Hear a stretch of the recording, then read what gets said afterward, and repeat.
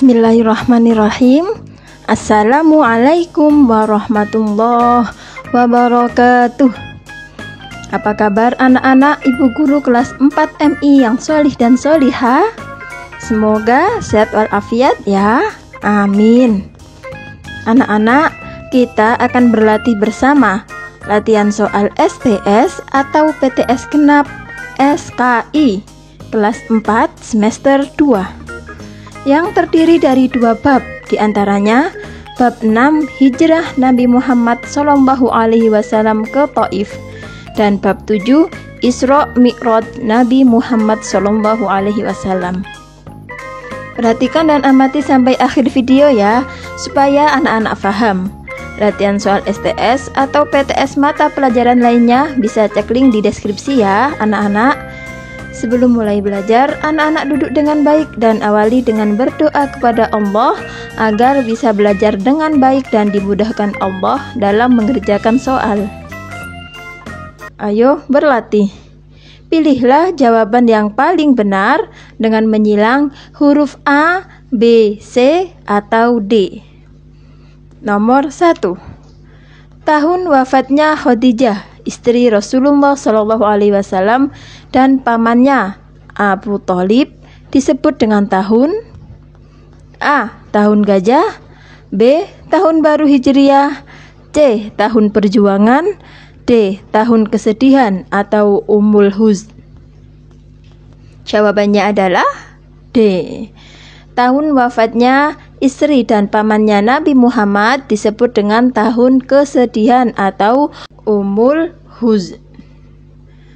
Nomor 2. Ketika Nabi Muhammad dalam keadaan berduka disebabkan wafatnya istri dan pamannya, kaum kafir Quraisy makin menghalangi dan memusuhi beliau. Akhirnya Nabi Muhammad SAW memutuskan hijrah ke A. Taif, B. Habasyah, C. Madinah, D. Syams.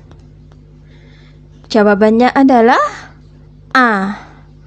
Beliau Nabi Muhammad memutuskan hijrah ke Taif. Nomor 3. Nabi Muhammad hijrah ke Taif selain semakin meningkatnya ancaman dan penganiayaan dari kaum kafir Quraisy, juga ingin bertemu dengan keluarga dekatnya. Berangkatlah Nabi Muhammad ke Taif ditemani oleh A. Abu Bakar As-Siddiq, B.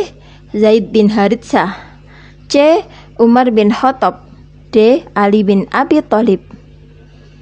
Jawabannya adalah B. Nabi Muhammad hijrah ke Taif ditemani oleh Zaid bin Haritsah.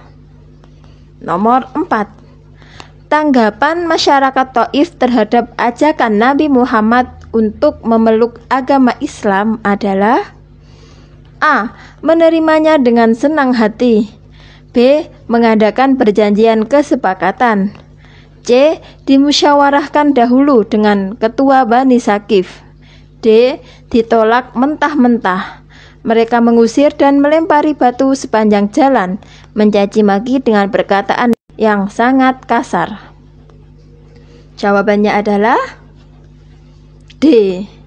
Tanggapan masyarakat Taif terhadap ajakan Nabi Muhammad untuk memeluk agama Islam adalah Nabi Muhammad ditolak mentah-mentah. Mereka juga mengusir dan melempari batu di sepanjang jalan, caci maki dengan perkataan yang sangat kasar. Nomor 5. Di tengah perjalanan meninggalkan kota Taif, Nabi Muhammad beristirahat di sebuah kebun milik A. Zaid bin Haritsah, B. Utbah bin Rabi'ah dan Syaibah ibnu Rabi'ah, C. Addas, D. Bilal bin Rabah. Jawabannya adalah B. Di tengah perjalanan meninggalkan kota Taif, Nabi Muhammad beristirahat di sebuah kebun milik Utbah bin Rabi'ah dan Syaibah ibnu Rabi'ah. Nomor 6. Nabi Muhammad SAW bisa memasuki kembali kota Makkah atas jaminan perlindungan keamanan dari A. Abu Bakar As-Siddiq, B. Zaid bin Haritsah, C. Mut'im bin Adi, D. Ali bin Abi Thalib. Jawabannya adalah C. Nabi Muhammad bisa memasuki kembali kota Makkah atas jaminan perlindungan keamanan dari Mut'im bin Adi. Nomor 7.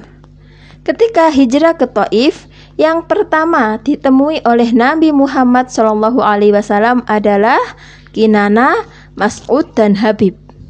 Nabi Muhammad hijrah ke Taif pada bulan A. Syawal tahun ke-10 kenabian, B. Rajab tahun ke-10 kenabian, C. Syawal tahun ke-12 kenabian, D. Dzulhijjah tahun ke-15 kenabian. Jawabannya adalah A. Nabi Muhammad hijrah ke Taif pada bulan Syawal tahun ke-10 kenabian. Nomor 8. Semakin meningkatnya hambatan dan gangguan yang dialami Nabi Muhammad SAW dalam mendakwahkan agama Islam di kota Mekah, kaum kafir Quraisy bertambah ancamannya kepada Rasulullah SAW. Ketika istri dan paman beliau Khadijah dan Abi Thalib meninggal dunia, merupakan yang melatar belakangi peristiwa A. Perjanjian Aqabah, B. Hijrah ke Madinah, C. Isra Mi'raj, D. Nuzulul Quran. Jawabannya adalah C. Merupakan latar belakang peristiwa Isra Mi'raj. Nomor 9. Isra Mi'raj adalah perjalanan Nabi Muhammad SAW di malam hari dari Masjidil Haram ke Masjidil Aqsa, lalu naik ke langit sampai A. Surga, B. Sidratul Muntaha, C. Langit ke-1, D. Langit ke-2. Jawabannya adalah B. Isra Mi'raj merupakan perjalanan Nabi Muhammad di malam hari dari Masjidil Haram ke Masjidil Aqsa, lalu naik ke langit sampai Sidratul Muntaha. Nomor 10. Dalam peristiwa Isra Mi'raj, umat Islam mendapat perintah A. Sholat tahajud, B. Sholat sunnah rawatib, C. Sholat fardu 5 waktu, D. Sholat duha. Jawabannya adalah C. Dalam peristiwa Isra Mi'raj, umat Islam mendapat perintah sholat fardu 5 waktu. Nomor 11. Ketika peristiwa Isra Mi'raj, malaikat Jibril mendampingi Rasulullah SAW mengendarai buraq menuju Masjidil Aqsa di Palestina. Peristiwa Isra Mi'raj terjadi pada tanggal A. 27 Syawal tahun 621 Masehi, B. 27 Rajab tahun 631 Masehi, C. 25 Muharram tahun 620 Masehi, D. 27 Rajab tahun 621 Masehi. Jawabannya adalah D. Peristiwa Isra Mi'raj terjadi pada tanggal 27 Rajab tahun 621 Masehi. Nomor 12. Di langit ke-7, Nabi Muhammad SAW dan malaikat Jibril naik ke Sidratul Muntaha yang di dalamnya terdapat 4 sungai. Nabi Muhammad di langit ke-7 bertemu dengan Nabi A. Nabi Yusuf, B. Nabi Ibrahim, C. Nabi Idris, D. Nabi Musa. Jawabannya adalah B. Nabi Muhammad di langit ke-7 bertemu dengan Nabi Ibrahim. Nomor 13. Kaum kafir Quraisy tidak mempercayai bahwa Nabi Muhammad SAW mengalami peristiwa Isra Mi'raj. Bahkan mereka menuduh Rasulullah menyebarkan berita bohong. Orang yang pertama kali membenarkan peristiwa Isra Mi'raj adalah A. Abu Bakar As-Siddiq, B. Umar bin Khattab, C. Utsman bin Affan, D. Ali bin Abi Thalib. Jawabannya adalah A. Orang yang pertama kali membenarkan peristiwa Isra Mi'raj adalah Abu Bakar As-Siddiq, sehingga beliau bergelar As-Siddiq yang artinya membenarkan. Nomor 14. Nabi Muhammad SAW diperlihatkan orang yang membawa daging yang baik, dan di sebelahnya ada daging yang busuk. Daging yang baik itu dibuang dan daging yang busuk itu diambilnya. Peristiwa ini menggambarkan A. Orang yang suka berbohong, B. Orang yang suka berjudi, C. Orang yang suka zina, D. Orang yang suka mencela. Jawabannya adalah C. Peristiwa tersebut menggambarkan orang yang suka zina. Nomor 15. Nabi Muhammad SAW diperlihatkan orang yang memotong lidahnya sendiri.